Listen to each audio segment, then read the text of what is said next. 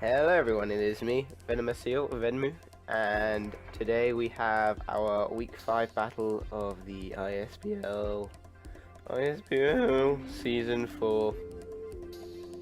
We were up against the Tulsa Tyranitar in an epic battle. So, here's my team. We're looking at a fast, physical Mega Sizzle. I didn't really see the need for Bullet Punch, so I just went Ironhead, Knockoff, Break, U-Turn, Groundium Z, Sandvale, Garchomp.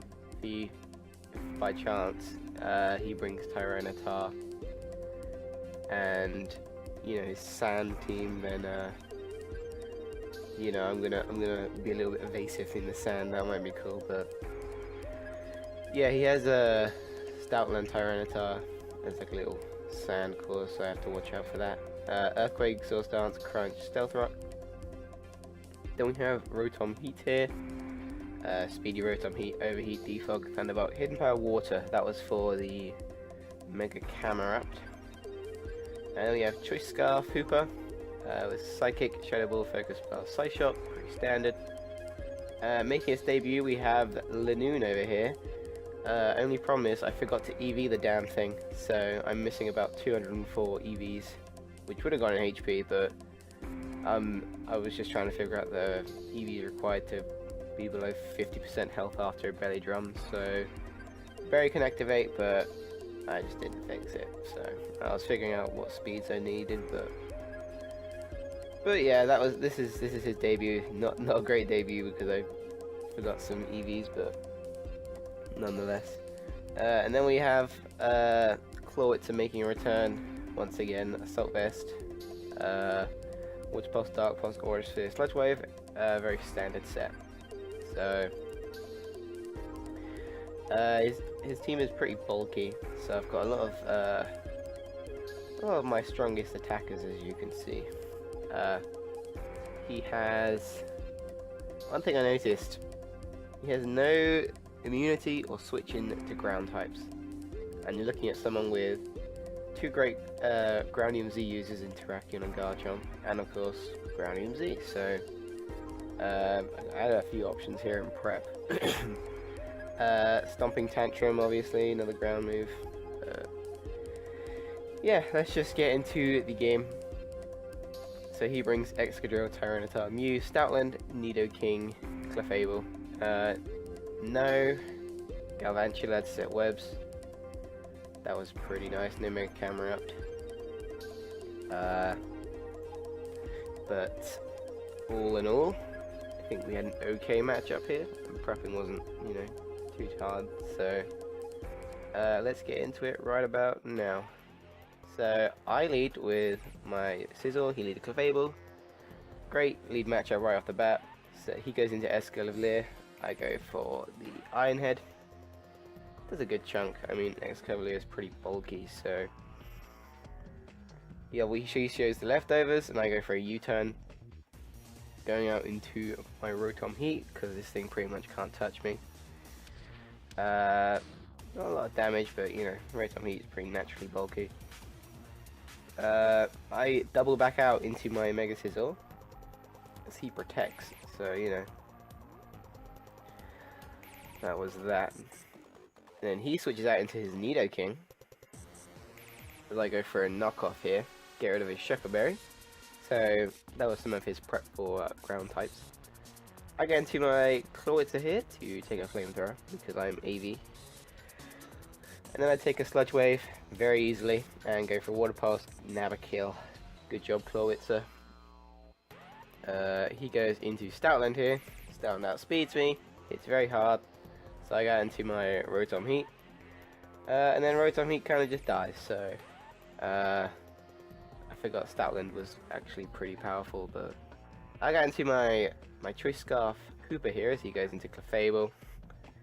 I wanted to go for something like Psyshock or Shadow Ball, but the problem with this matchup is he has an answer for every move I've got. So, I've got Focus Blast here, but if I, if I go Focus Blast, these two switch in. If I go for a Psychic move or a Ghost move, this thing switches in, or this thing for Psychic moves, and this thing for Psychic moves too. So We didn't really have a good matchup here moves-wise, but yeah, maybe I shouldn't have been choiced, but I don't think I needed it, but yeah, not a very good matchup moves-wise. So I got into my claw at first, he goes for the wish, that's fine. Wish Clefable, I expect it to be unaware because I have Belly Drum, Lanoon, and Garchomp that could Swords Dance. He goes Escavalier to take a Sludge Wave. Could have gone for Water Fast, but didn't really see the worth. 47%, that's pretty good. Then he goes for Mega Horn and kills me. No biggie. And he's going to get some more of that lefty recovery. I go into my Mega Sizzle here. Go for a knockoff, 20%, not bad. And he goes for a counter. That was really smart bring on his part. Just because it completely countered Sizzle. If I was Swords Dance, maybe I could have just like built up and then killed him. But counter was very smart.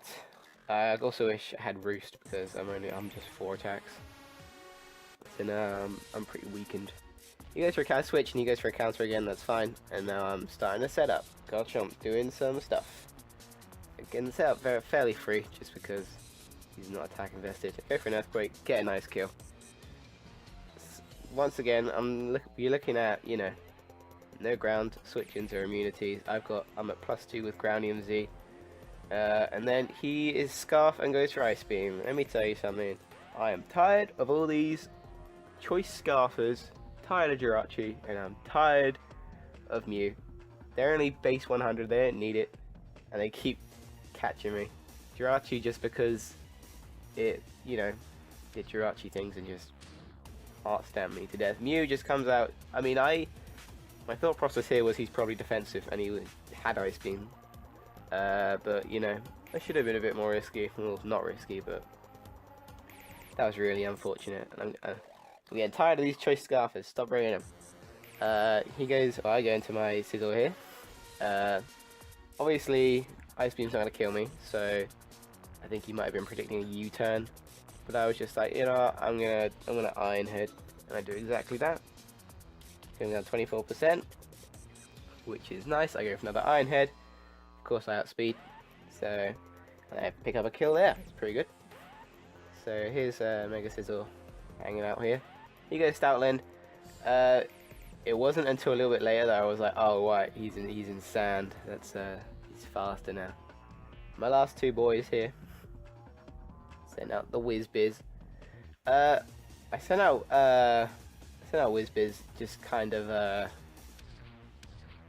planning on taking like a crunch or something, just because, you know, it probably would have had it. But A, he has Ice Fang, and B, I think it was about 47%. Very surprised to see Rotom die to a return at full health. But then Ice Fang do barely anything to Whiz-Biz, considering how low its defense is. I don't know. But anyway, he does that. I go for Psychic. It doesn't kill. I wish it killed, but it didn't kill. I don't think Side Shock was a better idea either. I go into my Lanoon here just because, you know. Lanoon, I don't think Lanoon is my win condition because of Unaware Clefable. So I take an Ice Fang. I would have been able to take that much better if I had all my HP and Vs, but whatever. And then he goes into Mew. Mew can take, well, firstly, Lanoon dies. Defensive Mew could take most hits from a +6 Lanoon. I didn't have Shadow Claw, but I think it's safe to say this thing wasn't offensive or defensive. So Lanoon dies. I think if I had my HP, I would have lived somehow, but you know, pop a berry, belly drum, then just start doing stuff. But then I go into my Hooper here. Start clicking the Shadow Ball since I have to lock myself into it. Get a nice crit there, but we have to remember this is Wish Protect leftovers, Clefable. So this thing's kind of just able to stall me out, you know. So I get some good damage, but you know he's always going to be able to recover. Just pretend like he's got Moonlight, and I'm not wasting 2 turns every protect. So Anything gonna happen? Well, at this point, I was really hoping for like a Spadef drop and maybe a crit.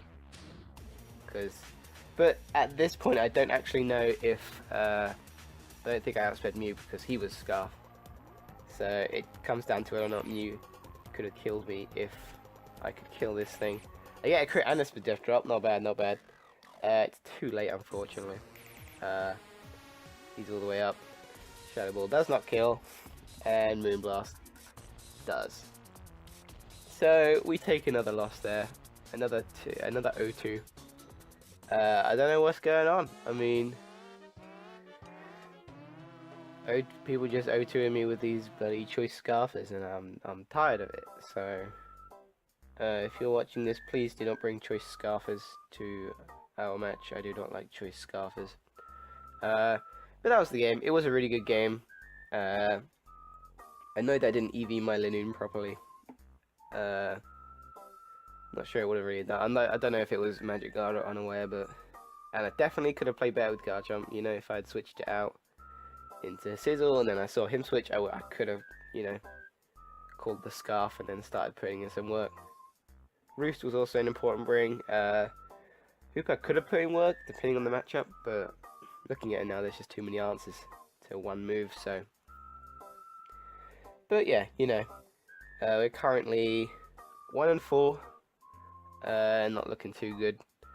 I'll be honest, I don't know if playoffs is a likely scenario. I don't mind though, because, you know, I've had my chance to shine. Now it's just time to sit back and watch everyone else 6-0 each other in glorious fashion. So, you know, not mad. So, anyway, GG to, hey, it's that dude and the Tulsa Tyranitar. Next week we fight Logan and the Snowpoint Staraptors. This video, well, it should be going up very soon after this video for reasons, but yeah, so yeah, it was a good match, and I've learnt to properly EV my Linoon so that I don't die to everything that I don't need to die to. So, you know, you'll notice no Alolan Persian this game because I'm tired of bringing Alolan Persian, because it's not really that good. Well, the way I use it, it's not really that good, but maybe it'll make a return at some point.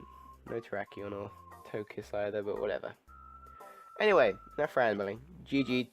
That was week 5. We are now 1-4 -8. So, you know, we're doing bad, but we're not doing bad, because there are other people kind of just, you know, get 6-0'd like it's nothing. And, you know, it's unfortunate, and it really, like, puts a detriment in your record, but, you know, I'm happy I'm able to make these games somewhat close. So, you know, if you have been 6-0'd or getting 6-0'd at some point, don't take that to any offense or anything. I just meant, like, I'm glad these games are close and stuff. So, whoops, this video's gone on bit longer than normal. GG again, enough rambling. Bye!